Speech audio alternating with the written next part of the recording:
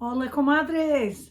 This is Pep Talk number 39 of 2021. When we started this back in March, I did not imagine that I would really be talking with y'all every single week. It's been pretty awesome. I know that you can go back and look at the Pep Talks. Sometimes the things I talked about made sense. Other times I was rambling along, but the reality is we have connected. That's one of my favorite things about this year is all the connections I've made with comadres around the country, both in person and over Zoom and over these pep talks and online, Instagram, all the places. So as I get ready to wrap up the year, I'm not going back and looking at all the things I didn't do or saying, look what you said you would this, you said you would that. What I'm looking at is how I can be thankful, joyful, and grateful for all the good things that did occur in 2021. And one of those is making commitments to be connected. That was one of my goals. And I have to say, that is one of the goals that I knocked out of the park. And it's because of you. It's because of all my comadres out there. Some of you have been on Zoom week after week. Some of you have popped in now and again. Some of you send a reply to email once in a while or make a comment on one of these pep talks. And I know there are a lot of you that are still being enriched, whether I hear back from you or not. And I think that's the deal in life. It's like the sun keeps shining, whether anyone notices or not. And that's our goal. Each one of us individually, we need to keep shining, we need to keep connecting, and we need to keep moving forward and looking at the blessings. It's still Christmas season around here, coming into New Year's, and I'm just super thankful for all the comadres that I've had an opportunity to learn from this year. Like sometimes people say, well, you give me such good advice. I learn so much from all of you as well. The reality is when we know that who we are makes a difference to someone else, it's like our heart grows in dimension.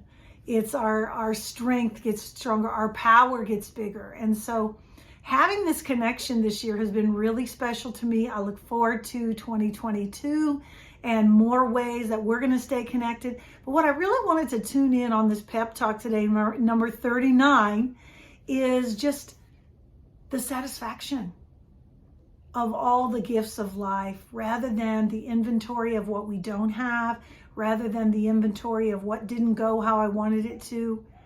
Just the joy and the blessing of connecting. That's been my biggest gift this year, whether it was through Project Poderosa or here on our pep talks or through Zoom or any time, place, or space where we connected. And some of you have been friends from years, some from months and some from days. And every one of you holds a place in my heart. So what I challenge you to do as we finish up the year, don't necessarily look at your best 9 on Instagram or what was your best thing every month. Look at the list of blessings and look at what you've overcome in all the ways that you've grown. I can say for myself, I've made good progress this year on my emotional and mental and physical health. There's been ups and downs. There's been times when I've made great progress and other times when I pulled back and sometimes when I just plain up wrecked myself. And the reality is that's all part of the journey. The journey continues. And when we can look forward with hope, with esperanza, with joy, we can see where we are and where we're going. I'm looking to forward to a lot of great things in 2022. One of them will be my connection with you. Another one will be a grandchild who should be coming along in March. That's going to be super exciting. My son is getting married in March, and that's also going to be super exciting. And I just look forward to connecting more with each one of you. I'm not going to be able to handle it making 39 at the end of this year. So this Tuesday Pep Talk is 39, but you can bet I'm going to be throwing in 40 before this year closes out. Because for us to be able to say we have connected 40 veces, 40 times, whether you looked at the Pep Talks or not, whether you opened the emails or not, I'm reaching out to you. And you're worth it. You're worth my time. You're worth my effort. You're worth all that and more.